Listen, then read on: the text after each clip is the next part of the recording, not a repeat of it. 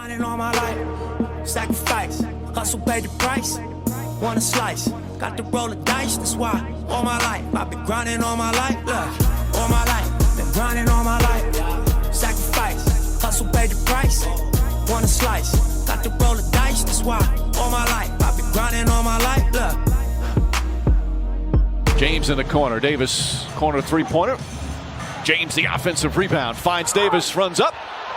Looked like there was a lot of contact, and he's grabbing his right leg. Seeing and hobbling up. I think we got a challenge coming, Mike. So a challenge on the, and this was him walking off the floor. You can kind of see that frustrated look for Anthony Davis, who still has not reappeared. What up, what up, what up, what up? Welcome to the Ball Don't Lie podcast. This is your boy Dexter, your host, the one and only. Welcome back to another show. And then this episode, we're going to be talking about the Lakers and the Suns. Man, it's a heated series. I can't wait to break down Game 4 and what happened. And I'm about to predict as far as what may happen in Game 5 and what the Lakers need to do and what the Suns need to do as far as one of those teams winning Game 5. But I think the series changed, in my opinion. And I'll break that stuff down to you. In the meantime, if you guys are new to the channel, go ahead and subscribe. Hit that like button. And then that bell notification, go ahead and hit that as well. And then every time I post a video, a new notification will hit to your phones or your laptops. And I'm on every single platform, every single streaming platform out there. And the ones that have been listening, I can't thank y'all enough. I appreciate the support. One love. So we're going to be talking about the LA Lakers and the Phoenix Suns. And to me, it's been a crazy series so far. 2-2. Game 5 later today in Phoenix, in the Valley of the Sun. In the 602 in the desert. So I hope it's hot out there because I hope it's going to be a hot game. It should be competitive. There's a lot of news coming out about as far as Anthony Davis, which I'm about to break down pretty soon. But to me, in my opinion, the Phoenix Suns have the upper hand. They're 4-point or 4.5-point favorites in this game.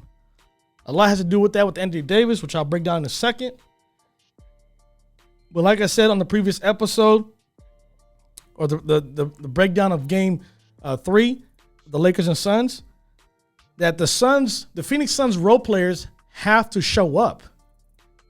Like they have to be part of the game somehow. And even though some played okay in Game 3 and some kind of tailed off a little bit in Game 3, you need a collective of those guys. When I say role players, I ain't talking about the ones off the bench. Some might produce, but not really. You're not counting on Torrey Craig or Kaminsky or whoever else. Cameron Johnson, maybe. Cameron Payne, maybe. But outside of that, you have to heavily rely on your role players who are starters, like a Mikal Bridges and a Jay Crowder. Those guys you need more than anything else. And that's the reason why they won Game 4, in my opinion. And people are going to say, yeah, because Anthony Davis got hurt, or whatever it may be, which I'll break down in a second. But to me, they played great as far as Jay Crowder. He played a hell of a game. Same thing with Torrey Craig off the bench. Played a hell of a game. Chris Paul and Devin Booker played okay as well. But the biggest factor to me was DeAndre Ayton, which I've been harping about in the last episode. He needs to step up against these bigs. And what he did is he pretty much neutralized Andre Drummond. Like he took him out the game, basically. He didn't play in the fourth at all. Andre Drummond did not play in the fourth quarter because he's getting slaughtered by Chris Paul and DeAndre Ayton with the pick and rolls and the pick and pops and the switches. And he's getting carved out. So they brought Marc Gasol in, and he did okay. He had 3 3-pointers out of 5 attempts, and spread the court out for LeBron. But the problem was he couldn't really hang out there in defense as well. So it's a win and lose situation. Who do you pick? Do you put Drummond there to bang with DeAndre Ayton, or do you bring in Marc Gasol, who's a slower defensive player who can get exposed more in the pick and rolls and pick and pops? So you got to pick and choose, Lakers. I mean, you got all these talent on your team, supposedly, right? But I hope it pans out because to me, truth be told, I am not a LeBron hater. For the ones that have been hitting me up, I have nothing against LeBron James. I'm a big fan of GOAT James. I've been a fan of him since before he came in the league. I don't root for the Lakers. So that means I don't root for LeBron James. And I definitely don't root for LeBron James on any team he plays on against my Golden State Warriors. That's a fact. So just note that for future reference. But going back to this, Chris Paul was not supposed to play in Game 4 and basically told his coach, hey, if I'm not playing well, take me out. Put Cameron Payne in there, whoever else. And guess what happened? He played great. So he convinced Monty Williams to play him. And he was hurt. So I hope AD, and it's hard. I get if AD had any other injuries, like a shoulder or whatever it is, he might play. But to have a groin injury, which I'll dive into in a little bit, to me, that's harder to come back from because that groin pain, I have had it before. It is tough to shake. Once you have it, you're not 100% for a while. So he's going to be playing injured, continue on. If they do continue the series or go on past the series, he's going to be hurt. He's going to be limping for a while. But like I said, the other players that came through, like Cameron Payne, and that boy quick. And that dude's hitting these some tough threes. But yeah, he played well so far. He had 17, I believe, in the last game, Game 3. But Game 4, he had 13 points, 4 assists, 4 rebounds. Michael Bridges, the starter, had 11 points, but he's playing defense. He's playing tough on LeBron as much as he can to prevent him from coming in the paint. Not just Michael Bridges. You got Jay Crowder. You know, you have Cameron Johnson who's doing the same thing, and then you have DeAndre Ayton in the paint for rim protection. So they're doing a good job as far as trying to limit LeBron James in a sense. But DeAndre Ayton came big, and they needed him to come big with 22 points and 11 rebounds, a couple blocks. They needed him more than anything else. And Chris Paul, my Lord. Second half, I mean, they're down by 4, I believe. I think the Suns were up by 4 points in the halftime in Game 4 against the Lakers. But, man, he came to play in the third quarter. The reason why they ballooned this lead to like 18 points or whatever it was, 20 points, is because Chris Paul carved out the whole entire defense in the third quarter. Second half, he was killing the Lakers with one arm. He only had one arm. One arm. He's injured. He's not healthy. He's injured. One arm, he was killing with the mid-range. I mean, he was switching all day on Andre Drummond and exposing him for what he is. And he can't play out there. He's a man in the island by himself. He can't guard nobody out there. But inside of here, you can give him respects. But outside there, good luck. It's cooking season. So, but for Phoenix Suns, Game 5, I expect Phoenix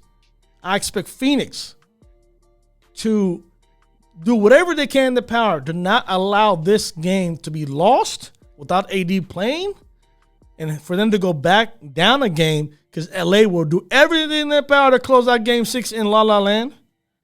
So I just hope that doesn't happen. So we'll see what happens on Game 5 as far as Phoenix. They're, like I said, they're 4.5-point favorite. And Chris Paul and Devin Booker and Jordan and those three guys, and for sure Jay Crowder, you have to come in. And Jay Crowder is playing terrific on LeBron James. He's getting underneath his skin. He's causing him to he's giving him hard fouls on LeBron James. You know, like he's playing tough, like up in your nose kind of thing. The dude is up in your grill, like the whole entire game. And if he's not on you, it's Michael Bridges.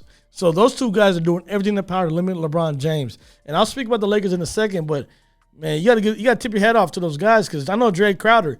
That guy will play every inch, every mile, every foot to the grave. Like, he'll take you down with him. Like, he ain't going out without a fight. And that's what I like about Jay Crowder. Tough-nosed guy. You know, he earned his respect in his league before he came to, Phoenix. But he's tough, man. Tough guy. And even Jay Crowder himself, Game 4, man, he hit you with 17 points, 7 rebounds. Oh, yeah, definitely this right here. Oh, yeah, let me show you this clip right here. Oh, yeah. Yeah. Hold on. Let me hear you, Mike Breen. Let me hear you one time, man. Pulls up, three-pointer. Bang! Bang! It's good. Wins the game at the buzzer. Man, that's what I'm talking about because that's exactly what happened. Run it back for me, Mike Breen. Run it back. Pulls up, three-pointer. Bang! Bang! It's good. Wins the game at the buzzer.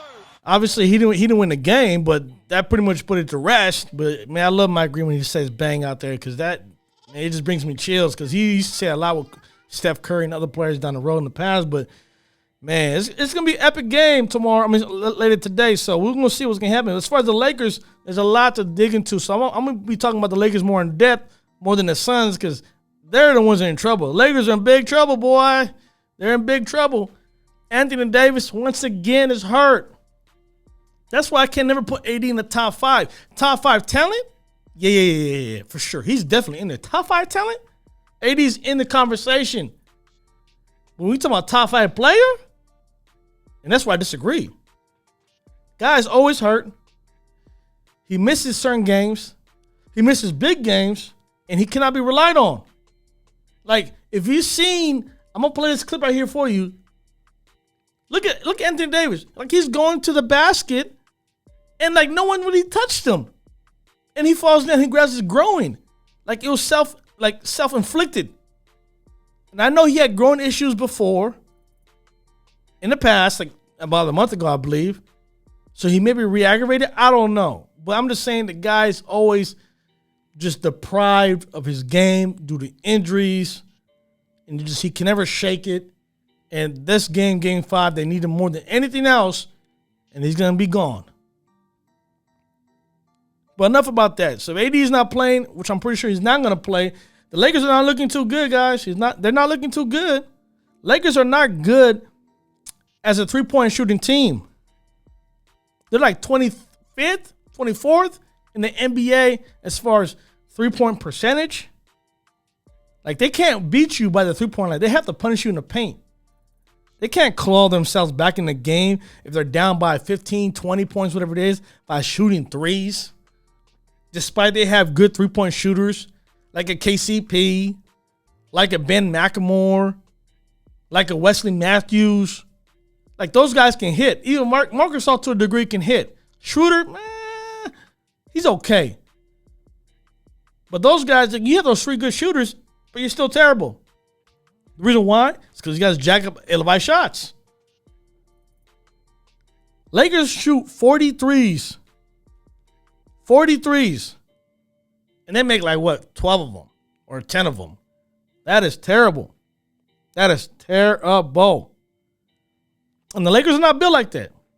I'm going to tell you now, the Lakers are they're pounding in the paint. AD and LeBron, what they did in game 3, when they had 55 points combined amongst those 2 players, but both of them combined had 38 points out of the 55 in the paint, that's bully ball. That's what they need to do. LeBron needs to go back to being the bully and pound these guys in the paint and make them think, hey, oh, dang, this is Go James. But when you're out there shooting from the three-point line, LeBron James, that's what they want you to do. And even though LeBron can hit daggers here and there, clutch threes here and there, but if you're going to jack up 10 three-pointers a game and only hit 2 or 3, that is whack. That's how you lose games. And Dennis Schroeder, I don't know where you've been at in game 4. You better show up in game 5. Game 3, you played well. Game 4, you was MIA, like you disappeared or something when they needed you the most. And both of you guys, you and Caruso combined for 18 points or 19 points combined, and both y'all played damn near almost 35, 40 minutes? That's terrible. So Caruso, he was a plus in that game, in game 4. But as far as Dennis Schroeder, you're there to score and play make. That's it. If you can't do neither one of them, you're useless. I would have Caruso in the game so he can lock up Chris Paul or Devin Book. Because we know you can't really guard neither one of those guys as far as Dennis Schroeder. And Kyle Kuzma, oh my. I don't know what to tell you about this guy. Kyle Kuzma is pathetic. I mean, you're good, but you overrated, my boy. You overrated. Like, how in the world are you? AD gets hurt. You come in the game, and your basketball IQ is trash. I don't know how you have the ultimate green light, like you, Steph Curry, or Luka Doncic, or Damian Lillard, or guys like that, like a KD, a Kyrie, a James Harden, a Tatum. You're not in that same atmosphere. You're not in the same discussion at all. But they give you the ultimate green light. You catch, you dribble, shoot, or catch and shoot. Like, you don't know how to pass the ball. You can't play make worth nothing. They bring you in because AD gets hurt, and you can't guard nobody for the damn life. Everybody's exposing you, and then on offense, you can't do nothing at all. At all. So they need you in game 5. And I promise you guys, Laker Nation, Laker fans out there, if Kuzma does not give you 20-plus points on an efficient shooting night, and he's in the plus and minus category, and he's a plus in that category, then okay, I'll back up for a little bit. But if he doesn't do neither one of those things, I'm going to dog this guy for sure. And like I said, the guy to me is not talented enough to be in the playoffs, to be on a winning team. That is my opinion. And I'm going to say right now, the guy has a terrible basketball IQ.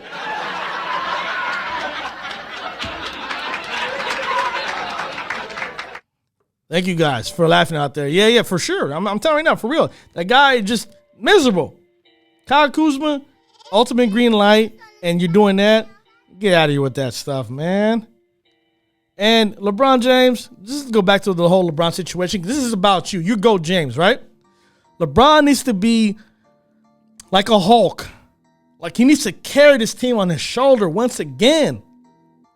Like the next 3 games, this has to be about LeBron James. Nobody else. Obviously, yeah, you need the role players to play well. KCP, I'm not sure why you missed game 4, but they do definitely need you on game 5. And they need a Kuzma to show up. And they need a Dennis Schroeder to come out his shell. And they need Drummond to play like he's been playing his whole entire career. Right? They also need, I don't know why Montrezl Harrell ain't getting no minutes. But I'd rather have him in there than Drummond. That's just me. But LeBron James, you need to be the old LeBron James, like the 2015 LeBron James, like the Miami Heat LeBron James. Even though you're up there in age, 36 years old, that's what we need. We need Go James to be the best player on the planet, like everybody say he is, like I say he is. LeBron James needs to take over the games, especially Game 5. This is, to me, in my opinion, a must win. No other way around it. Game 5 is must win. LeBron needs to drop 35, 40 points in that game, period. And he needs to dominate in the paint. Stop jacking up shots from the three-point line. Go inside the paint and dominate these guys. Because no one on that team can guard you. Jay Crowder, even as much as I praise that guy, he can't guard you. Michael Bridges, even though he's good, he came out of Villanova a couple years in the league, he can't guard you. Cameron Johnson from North Carolina as a Tar Heel, a three-point shooter, very good. He can't guard you. And DeAndre Ayton in the paint, coming out of University of Arizona, young cat, young bully, 7-footer. He cannot guard you, and he cannot do nothing in the paint on you. So, hey, LeBron James, be like the old LeBron, like Game 6 in the Garden. Remember that? Remember Miami Heat when they went into Boston, down a game? They go into Game 6 into Boston. LeBron James drops 46 points. Good Lord. 46, scorching hot. Like, it was one of the historical games ever in the history of sports, in my opinion. And he had other games like that before, too. He had one against the San Antonio Spurs. But the one that everyone talks about is when LeBron James and company and Kyrie were down 3-1 to the Warriors, when they had that historical year as far as going to state, had the best record of all time, right? And then 3-1, and they're up 3-1 as far as the Warriors. And then LeBron goes on his berserk streak. Game 5, Game 6, Game 7, dropping like 40 points in each of those games, having like a damn near triple-double. That's the LeBron James we need. That's the LeBron James that needs to show out. That's the GOAT James, King James, whatever you want to call it.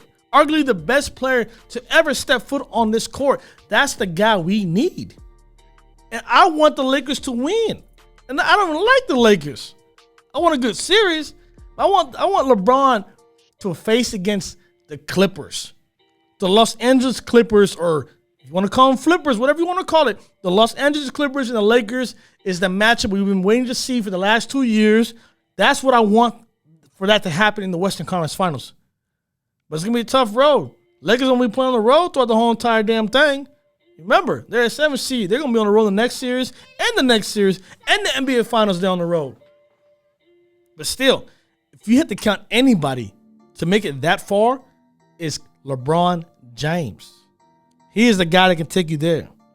So I want that. I need to see an epic final or some epic Game 5 in LeBron James.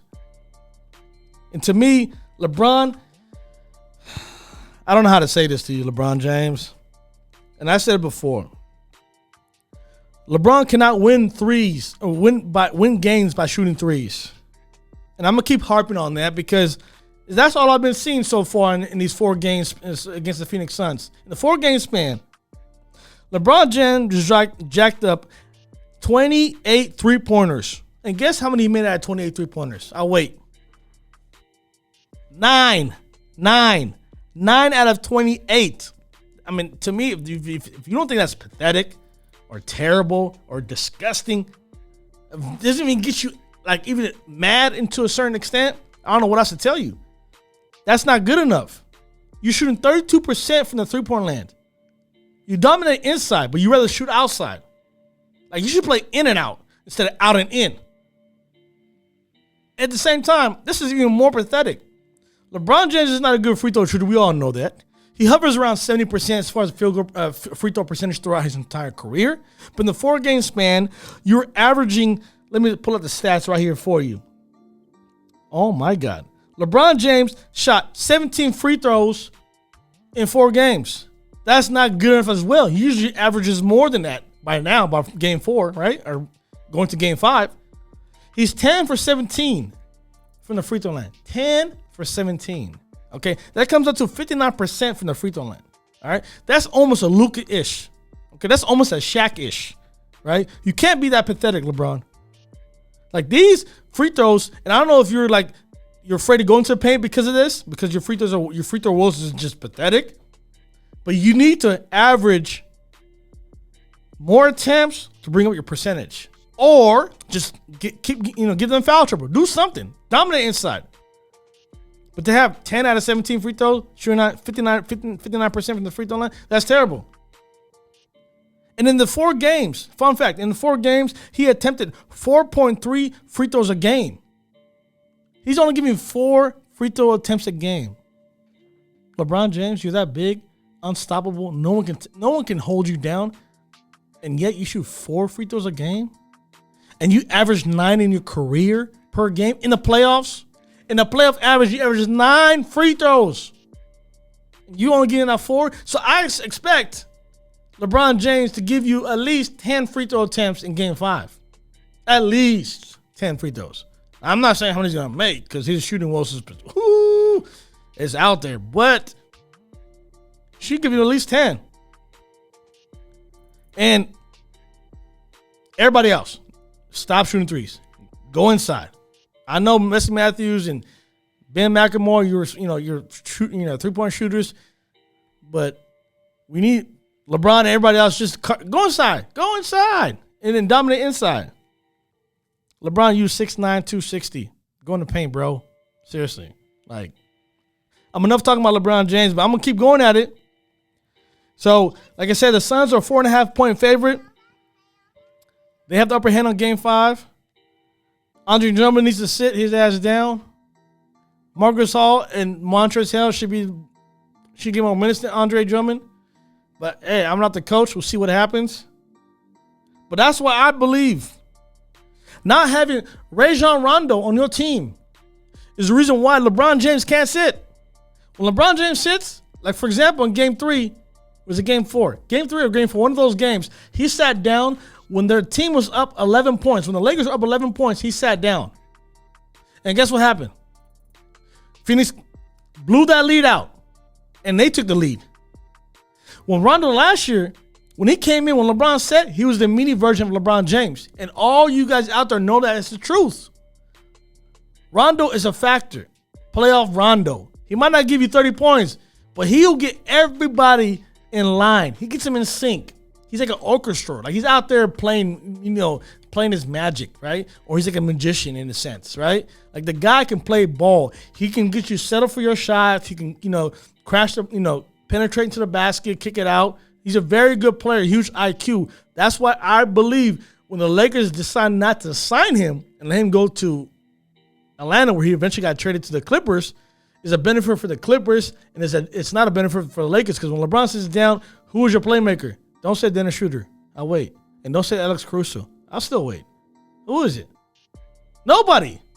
Nobody can create off their damn life. Nobody. AD is to dumping the ball, let AD create on his own in the paint.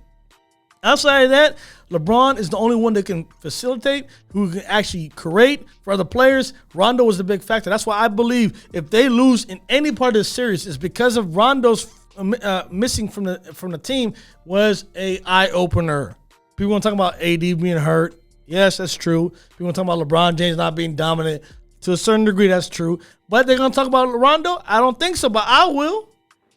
Without Rondo, this team can't go as far as what I believe they can't go as far. I want them to be there, but I believe they might not make it there. I hope they make it there, but we'll see. So enough about the whole Rondo situation, but the Lakers need to get their stuff in order. Players need to show up. Kyle Kuzma, I don't know who gave you the ultimate green light, but you ain't that good, bro. You're not that good. You're okay.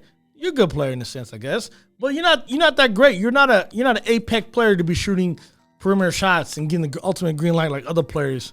Okay, you're not that guy. Play your role.